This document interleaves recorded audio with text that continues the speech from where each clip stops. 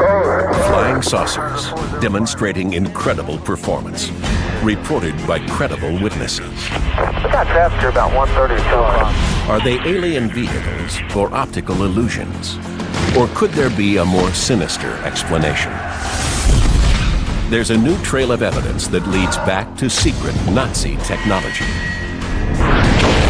and a post-war conspiracy to keep UFOs a mystery to this day.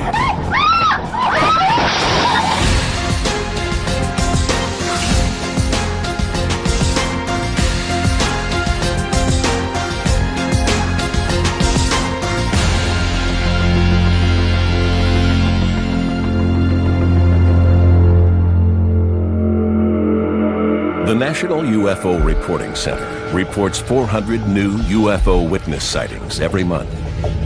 Disc-shaped objects, triangular craft, and flying lights are the most common objects reported. Many believe UFOs come from outer space. But there's another theory, that what we now call UFOs got their start in World War II, inside Hitler's Germany.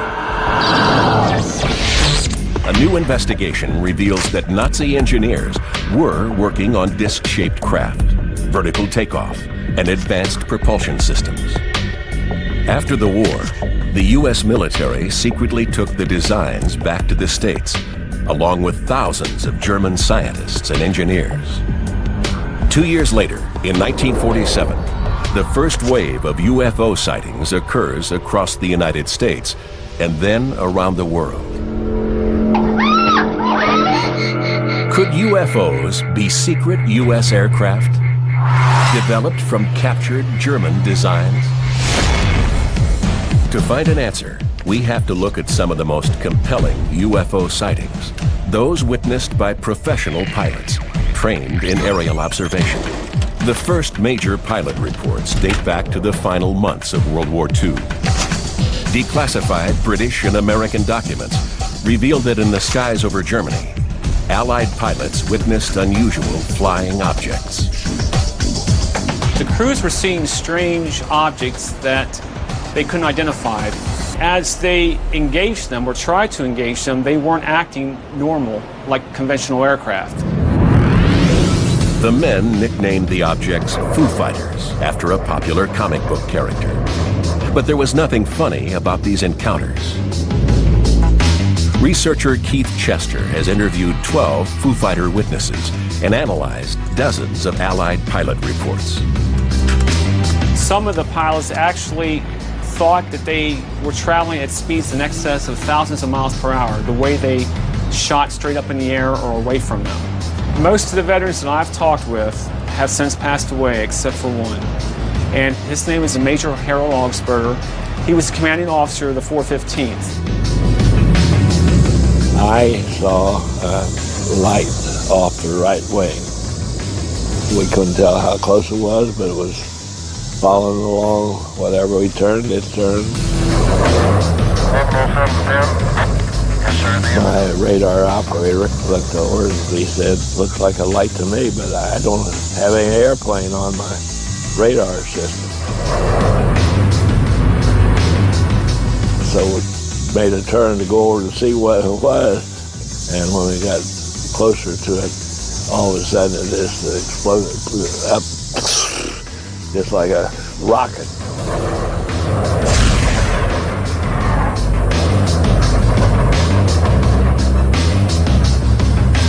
At first, the crews keep quiet about the sightings. It was a real secret thing. Nobody talks about it at all.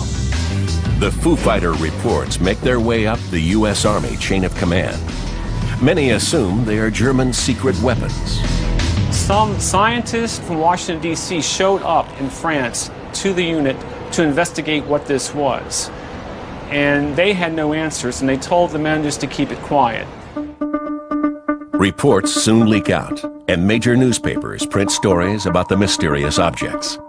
Fireballs are chasing American bombers. The Allies have good reason to fear any new German weapons. Advanced V-1 and V-2 rockets are already raining down on England. Nazi jet fighters are shooting down Allied bombers, and Hitler speaks about new wonder weapons that he is developing to win the war for Germany. If the Foo Fighters chasing Allied airplanes are Nazi secret weapons, they would be coming from secret German facilities 20,000 feet below, in a series of top-secret Nazi bunkers. Since the summer of 1944, the German war machine had been moving underground to escape heavy Allied bombing. Across Poland, Austria, and Czechoslovakia, vast complexes were dug out by slave labor. These facilities housed munitions factories and jet engine plants. They also hid the work of Hitler's scientists, men ordered by Hitler to build him a war-winning weapon. Hans von Oheim's revolutionary jet engines propelled fighters through the skies. The Horten brothers built space-age flying wings. Alexander Lippisch worked on vertical takeoff craft. At Peenemünde, legendary rocket engineer Wernher von Braun built the first ballistic missiles. And most radical of all, men like Victor Schauberger explored new sources of propulsion. It boggles the mind to try to grasp what these guys were thinking because it is so totally alien. And that allowed them to go into areas that are completely beyond the Western paradigm, beyond what Western science says. This is what science is. And the Nazis said, yeah, this is what science is. This huge operation was under the command of SS General Dr. Hans Kammler. An engineer by trade, Kammler redesigned the ovens at Auschwitz for greater efficiency. In 1943, he led the destruction of the Warsaw Ghetto. And then in 1944, he took command of the entire Nazi secret weapons program. Working out of the Skoda factory in Pilsen, Czechoslovakia, Kammler and a hand-picked think tank brainstormed and approved advanced weapons designs. Some were so radical, only a handful of people knew the full details. The Germans worked on various, I would say, unconventional aerial systems or weapons to build some objects that were more or less circular. Vertical takeoff and landing crafts, for example. Vertical takeoff was a top priority for Kammler's team. Germany's runways were being bombed out of existence. They needed a warbird that wasn't reliant on 800 feet of tarmac. One project had that potential. Die Glocke, the bell. Igor Witkowski is a Polish aerospace historian. He has researched the bell for over 20 years.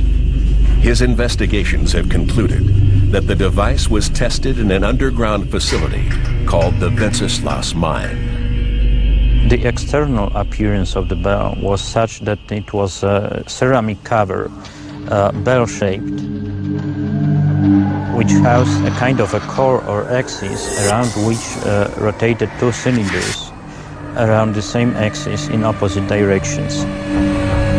And after connecting to high voltage current, the cylinders started spinning in opposite directions. Witkowski thinks the Germans were trying to create an electrically charged vortex. Just like a tornado, the suction could conceivably lift objects vertically. Everything suggests mathematical calculations, for example, that it could have been an effective way to master gravity. Were the Nazis on the verge of a major propulsion breakthrough? In April 1945, the Allies had nearly overrun Hitler's forces, and it was time for the scientists and engineers to get out of Germany. The question was, where would they go, and what would happen to their designs? Could a UFO crash 20 years later in Pennsylvania provide an answer? UFOs are reported in our airspace. When I got over the village, and it was gone out of sight. Are UFOs alien vehicles, or is there a more terrestrial explanation? Captured documents reveal that during World War II, the Nazis worked on radical aviation designs and vertical takeoff. One project, the Bell, may have shown promise. At the end of the war, it vanished. 20 years later, an unusual event occurs in Pennsylvania. December 9th, 1965, 4:30 p.m. Eyewitnesses report a UFO crash in a wooded area just outside Kecksburg, Pennsylvania.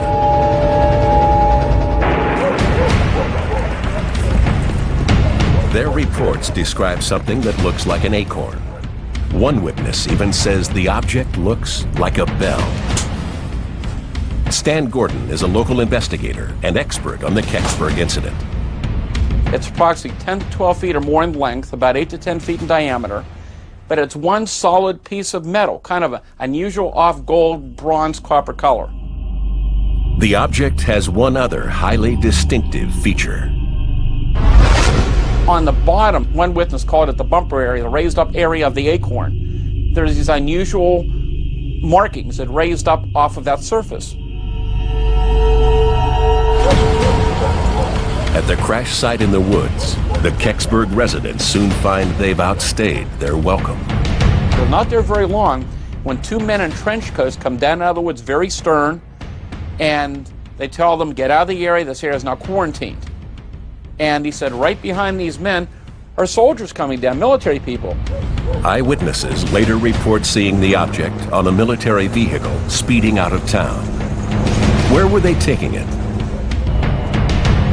Stan Gordon thinks it went to Wright-Patterson Air Force Base, 250 miles west in Ohio. According to Gordon, just 2 days after the Kecksburg incident, the base makes an unusual request for ceramic bricks from a local foundry. They ordered a large supply, 6,500s, of a special type of brick. It was double glazed engineer brick. And that order was to be sent to Wright-Patterson Air Force Base. The delivery truck driver, Myron, later gives an interview where he claims he saw a bell-shaped object in a hangar. When I walked in the building and seen the bell shape there and they was working on it, one to do with this brick is to enclose it. They was going to entomb it. But why ceramic bricks? Ceramic is used for electrical and heat insulation. Was the Air Force trying to somehow shield the object? Could its physical similarity to the Nazi bell be more than just a coincidence? And could the ceramic bricks provide a further link between the two objects? The Kecksburg craft was reportedly encased in ceramic bricks. According to Polish aerospace journalist Igor Witkowski, the Nazi bell was also shielded by a ceramic casing. Witkowski thinks the bell was tested here, at a mysterious structure in Poland called the henge. The henge itself stands in a pool of water. And the pool itself was covered with ceramic tiles. The Nazi bell had another reported feature: distinctive markings. The Nazis had this bizarre religious science, which included a lot of occultism. And they used occult symbols. And the bell was supposedly covered in occult symbols. The raised up area of the acorn. There's these unusual markings. The evidence is compelling, but circumstantial. Both the bell and the Kecksburg craft needed ceramic.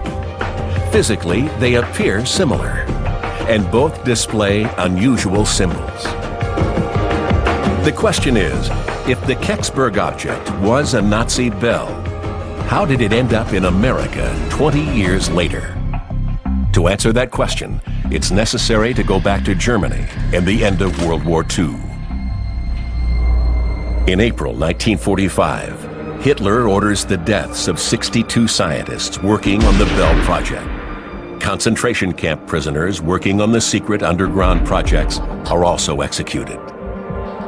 These mass killings are overseen by the SS general in charge of Hitler's secret weapons projects, Dr. Hans Kammler. The entrances to the tunnels were blown up, and all the prisoners of the concentration camps, which knew anything about the production or the purpose, was closed inside, and so the mystery of this undertaking was sealed off effectively. Hitler trusts Kammler to wipe out any traces of the Nazis' secret projects. But what the Fuhrer doesn't know is that Kammler is getting ready to turn sides. In 1981, Hitler's former Minister of Armaments and War, Albert Speer, confessed that Kammler had told him he was planning to take all his secrets to the Americans in return for immunity. Did Kammler change sides? In April 1945, the man who had access to the Horten flying wing, who'd overseen von Ohain's jet revolution, von Braun's ballistic missiles, Schauberger's saucer, and the mysterious Bell, leaves his base in Pilsen and vanishes forever. We actually don't know what happened to Hans Kammler at the end of the war. He has just disappeared. No body has been found. 6 different reports of his death were recorded. At the Nuremberg trials, he was barely mentioned, even though he had been directly responsible for the destruction of the Warsaw Ghetto and designing ovens at Auschwitz. Other SS officers that were dead or missing were tried in their absence. Why not Kammler? Was it an oversight by the Allies, or did Kammler make good on his plan to hand over his secrets to the United States? Kammler would have been a trump card, for example, for the Russians or for the Americans as such an expert. If he did go to America, he joined a roll call of Germany's most brilliant minds. Under a secret program called Operation Paperclip, the U.S. military swept up and transported Nazi engineers and scientists back to the States. The American public knew about a few of the paperclip Nazis. Werner von Braun was the poster child for the program. Most people who had heard of Project Paperclip or bringing the Nazi scientists to the U.S. Figured it was only a few hundred of them. Declassified documents held at the National Archives indicate the actual number of scientists was in the thousands. Von Ohain, Germany's jet pioneer, went to Wright-Patterson Air Force Base. Alexander Lippisch, an expert in vertical takeoff, went to White Sands, New Mexico. With them came prototypes, like the Horten brothers' flying wing, and a mountain of documents. By 1946, Nazi Germany had been stripped bare. 1 year later, with Nazi scientists settled all over America, the first wave of UFO sightings begins. Do you think that looks about like what it was, Jay? It's about what we saw right there. Is it a coincidence? Or does a closer investigation of the most famous UFO sighting at Roswell, New Mexico, reveal a new and very dark secret? June 1947. Kenneth Arnold, a 42-year-old pilot, makes the first widely reported UFO sighting in the United States. Flying over Washington State, he sees a formation of crescent-shaped craft displaying unusual flight characteristics. Dr. Bruce Maccabee is an optical physicist who has investigated the Arnold case. There were no wings, you could see no wings, no engines, no vertical stabilizers or anything that was normal, but he assumed it was some sort of a new aircraft. Arnold's description of their movement results in the first use of the term flying saucer. Just 2 weeks later, America experiences the most famous UFO event of all time. July 1947, an object crashes near Roswell Army Airfield in New Mexico.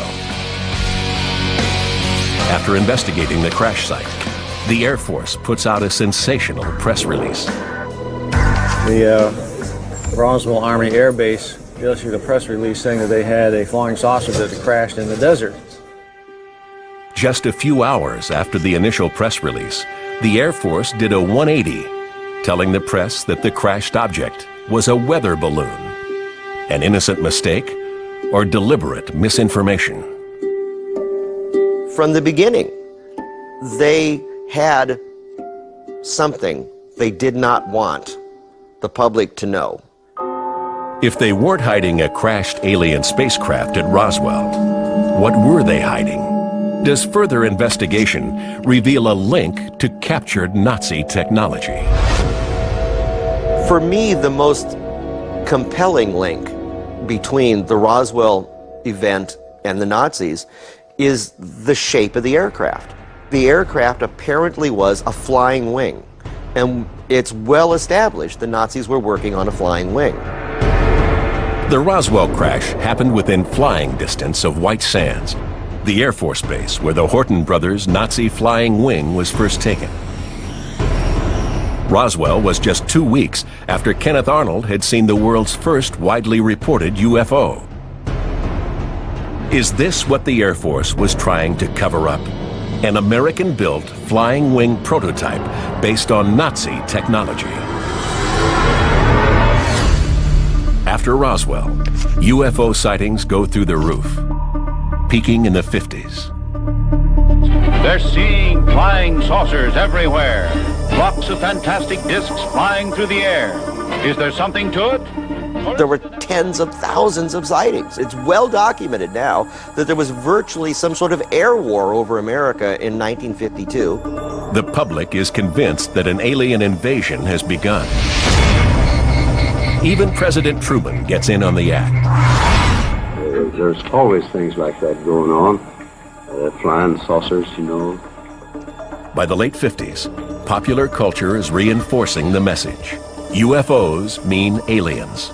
Flying saucers are from outer space. In 1952, the U.S. Air Force establishes Project Blue Book, an official task force based at Wright-Patterson Air Force Base. Project Blue Book collects and evaluates UFO reports.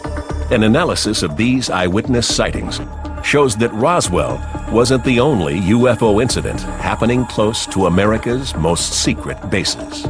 There were large numbers of sightings around hotspots. Hotspots as super secret, super sensitive military bases.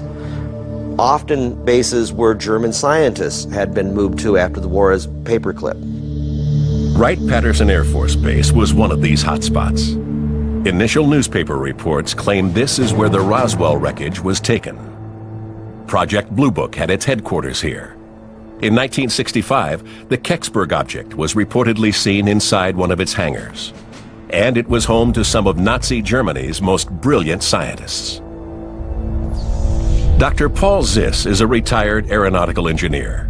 He worked with German Project Paperclip scientists at Wright-Patterson in the late 1950s. I worked with about 7 of them. There were probably about 40 of them at Wright-Patterson. First of all, they were loyal Germans, and they wanted Germany to win, and I don't find anything wrong with that. And they became loyal Americans when they came over here. Loyal enough to keep quiet about Germany's most secret weapons programs? What did the Project Paperclip scientists know about radical gravity theories and flying saucers? Paul Ziss's boss, Dr. Wilhelm Nachstedt, knew something. Doc would say there were some guys who had some wild ideas about levitating things, but he was not really interested in it. But the U.S. military was. In the late 1950s, top secret testing began at Wright-Patterson on a disc-shaped or lenticular aircraft. They may have found something in Germany that had a lenticular shape that they were trying to reproduce. The U.S. Air Force's first acknowledged flying saucer program is about to take off. Through the 1950s, UFO reports increase across the United States. Were these UFOs alien vehicles from another planet? Or is there a human explanation?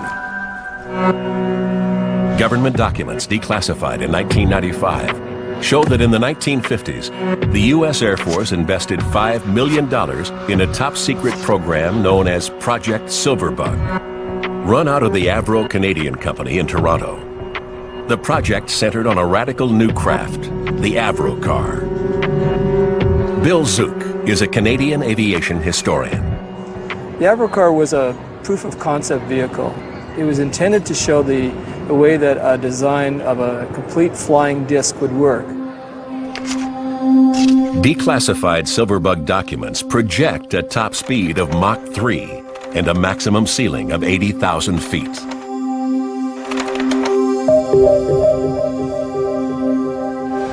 It would take off vertically using the Coanda effect. In the 1930s, Henry Coanda showed that a flow of air around a curved surface will follow the contour to create lift.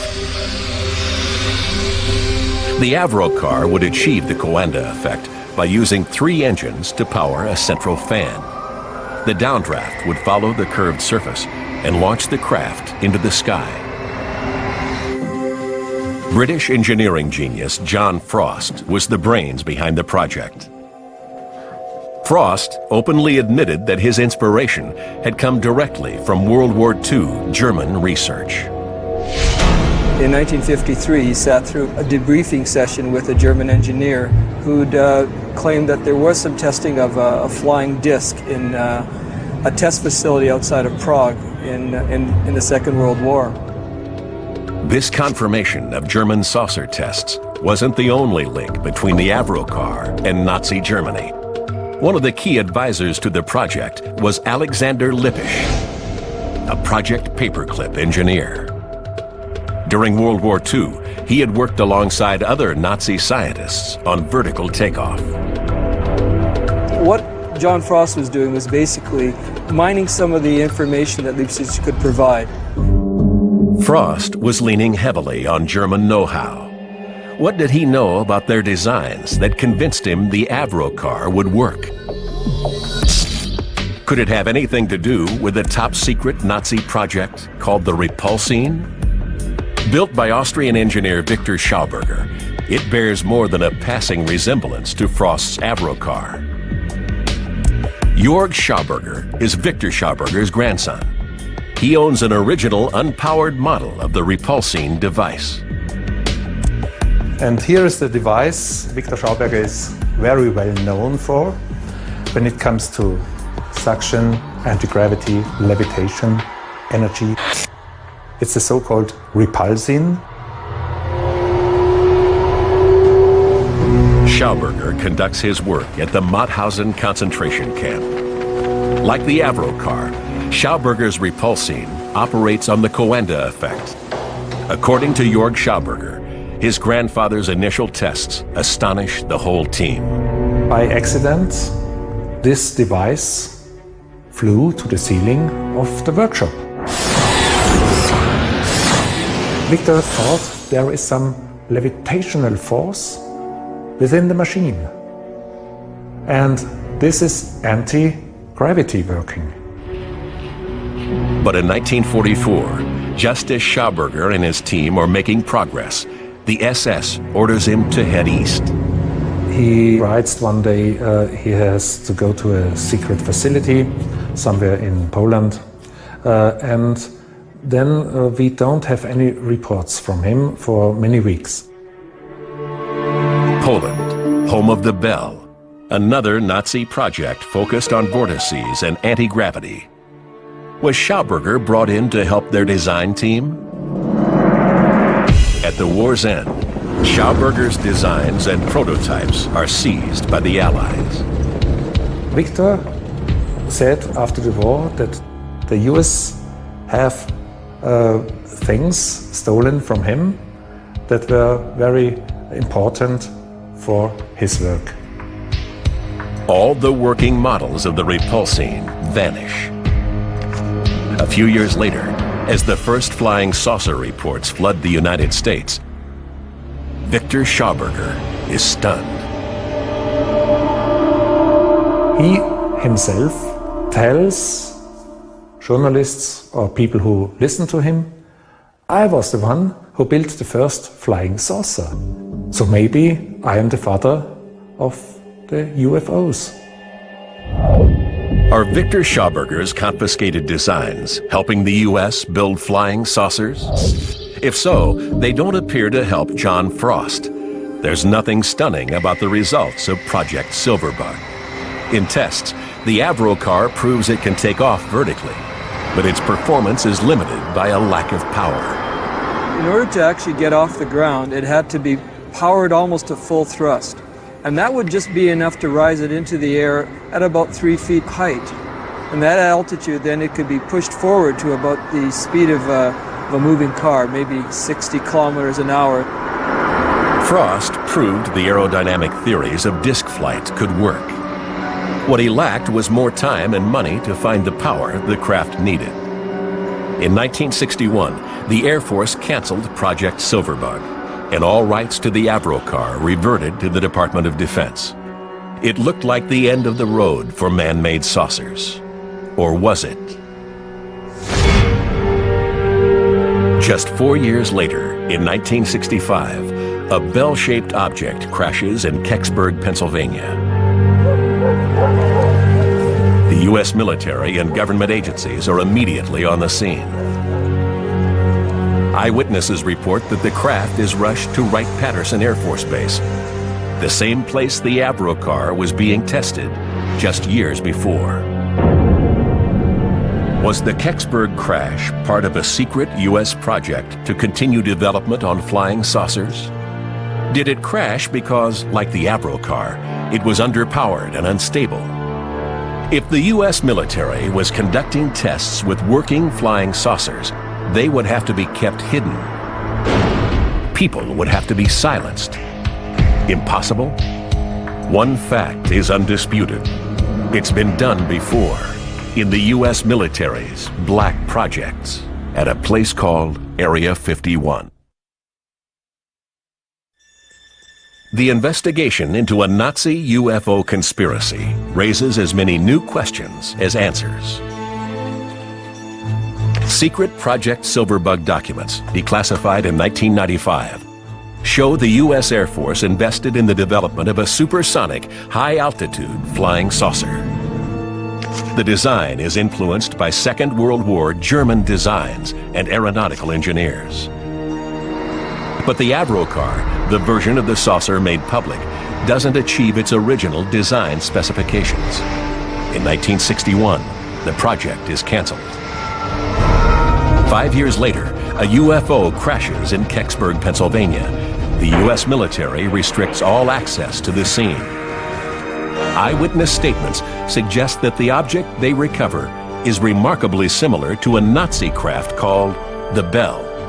Did the U.S. military cover up a continuing saucer program based on captured Nazi technology? And if so, could the U.S. government keep it secret to this day? It would never surprise me at all if a program back in the 1950s or the 1960s was still so secret that its existence wasn't even hinted at. If the Air Force did continue their saucer program, there is a place they could hide it. Groom Lake in the Nevada desert, also known as Area 51. The U.S. Air Force's legendary testing range for top-secret aviation prototypes. Covering over 2,000 square miles, it's remote, desolate, and very well protected. If you get too near Area 51, you're going to see signs, and at the bottom they say in red these very ominous words, use of deadly force authorized. Bill Sweetman knows Area 51. As a former aviation journalist for Jane's Defense magazine, he spent his life investigating black projects. These projects are funded by Congress, but the Department of Defense does not acknowledge their existence. What that means is that the existence of the program itself is a secret. Its function, its purpose, its existence itself is not disclosed. A conservative estimate is that across the services and the intelligence community, we're looking at least $40 to $45 billion per year. The secrecy surrounding Area 51 and the restrictions on employees maintain a wall of silence. People who work in those programs are genuinely fearful that if they do become indiscreet, that they will be looking at a very long period of jail time at the very best. Fear buys silence. In 1975, work begins on the Super Black stealth program, the development of fighters invisible to enemy radar. The project management is run out of a secure facility at Wright-Patterson Air Force Base. Test flying is carried out at night. Even the commander of Wright-Patterson didn't know what was going on. For 13 years, the project was kept secret until 1988, when the world got its first look at the incredible F-117. Then came the blackest project of them all, the Northrop B-2 stealth bomber. Jack Northrop had long been fascinated with the idea of a flying wing, realizing the best way to reduce drag was to remove the tail and fuselage. Nazi engineers had proved it was possible in a jet with the Horten H-9. There was actually one example of that aircraft which never flew but survived and was captured by the US, and it was stored at Wright-Patterson Air Force Base. When the B-2 bomber was first revealed to the public in 1988, it bore a striking resemblance to the German H-9 flying wing and Kenneth Arnold's famous UFO sighting. Were they all part of a 50-year design process? A design process that resulted in man-made craft the public could easily mistake for UFOs? What's certain is that if these experimental craft were seen or crashed, you'd need to disinform the public immediately. That meant telling people that they weren't seeing top-secret U.S. planes. That meant suggesting these sightings were extraterrestrial, alien, from another planet. The Air Force consciously manipulated the UFO myth in order to provide cover for the black programs that it was developing. In 1997, the CIA admitted an active involvement in UFO disinformation. Every time you start talking about Area 51, somebody starts talking about UFOs and small grey aliens. If that is indeed the result of a deliberate disinformation attempt, I would love to meet the person responsible and shake his hand, because it was a really, really good one. So what is happening at Area 51? It still employs thousands of people. Even though the last known aircraft tested there, Tacit Blue, was greenlit in 1976. So we have 25, 30 years of black programs, hundreds of billions of dollars that we know nothing about. The Horten H-9, Stealth, the F-117, the B-2. The U.S. military has successfully hidden its top-secret projects, including any evidence of flying saucers. But what about other countries, other sightings? Is there an explanation for the incredible UFO reports outside of the United States? An explanation that may also lead to Nazi engineers?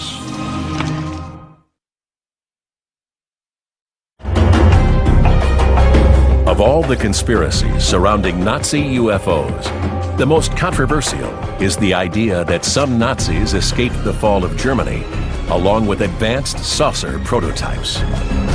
Evidence clearly shows that a number of prominent SS officers did escape the Allies and went underground.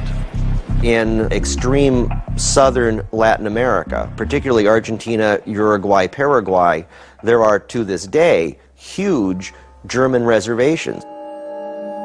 One man who never surfaced again was General Hans Kammler, the head of Germany's World War II secret weapons program. If anyone knew the truth about saucer technology, it was him. On April 17, 1945, Kammler sent his last telegram. In it, he refuses a request from the head of the SS, Heinrich Himmler, for a Junkers truck. Why would Himmler want a truck? Why would Kammler turn his boss down? Some experts believe truck was the code name for the massive six-engined Ju-390, a plane capable of flying 6,000 miles non-stop. Only 2 were built, and Kammler had 1. After the war, his Ju-390 was never found. Did Kammler use this massive transporter to escape? If he did, where was he going, and what was he taking? In 1945, a sudden surge of UFO sightings occurred in South America. Had the Nazi engineers found a new base? There were thousands of sightings in the years immediately following the war, much more so than in North America, which indicates the possibility that the Nazis flew to South America and continued operating their craft from their bases there. The president of Argentina, Juan Perón, approved 1,000 passports for Nazi scientists and engineers. War criminals Klaus Barbie and Adolf Eichmann were both traced to South America. Reimer Horten, Nazi flying wing pioneer, moved to Argentina in 1948. Ever since, the trail of UFO sightings has grown throughout South America, just as it has in the United States. The Nazi UFO conspiracy is complex, compelling, and circumstantial.